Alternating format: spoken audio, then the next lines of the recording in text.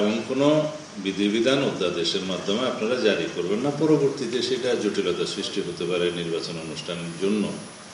সুতরাং যা ঐকমত্য প্রতিষ্ঠা হয়নি সেই বিষয়ে যদি আপনারা অবশ্যই কিছু কিছু বিষয়ে আলাপ আলোচনা ব্যতিরেকেই কিছু কিছু ছোটোখাটো অধ্যাদেশে পরিবর্তন আনতে পারবেন অধ্যাদেশ প্রণয়নের মধ্য দিয়ে, কিন্তু এইগুলো মেজর পরিবর্তন, এইগুলো সমস্ত রাজনৈতিক দলের সাথে একটু আলোচনা করা দরকার। তখন রাষ্ট্র ছিল না, রাষ্ট্র হয়েছে, সংবিধান ছিল না, তখন স্বাধীনতার ঘোষণাপত্র হয়েছে, প্রভিশনাল কনস্টিটিউশন অর্ডার হয়েছে, সেই পিইউগুলো হয়েছে, প্রেসিডেন্ট অর্ডারগুলো হয়েছে, রাষ্ট্রীয়ভাবে চলেছে, তারপরে সংবিধান এসে কন্টেইন করেছে।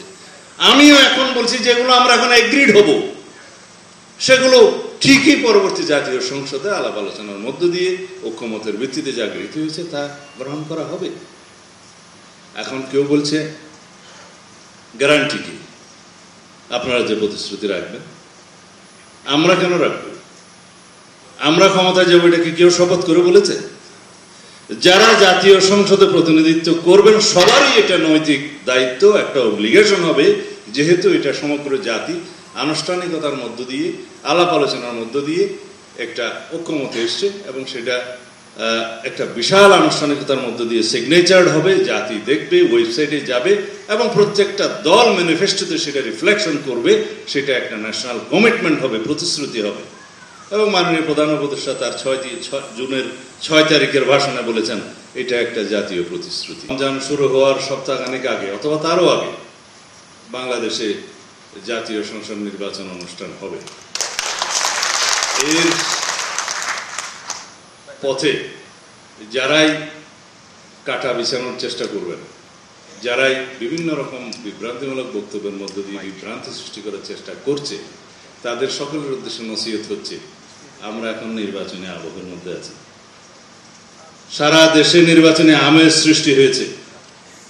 অতি শিগগির আমাদের নেতা জনাব তারেক রহমান বাংলাদেশে প্রত্যাবর্তন করবেন।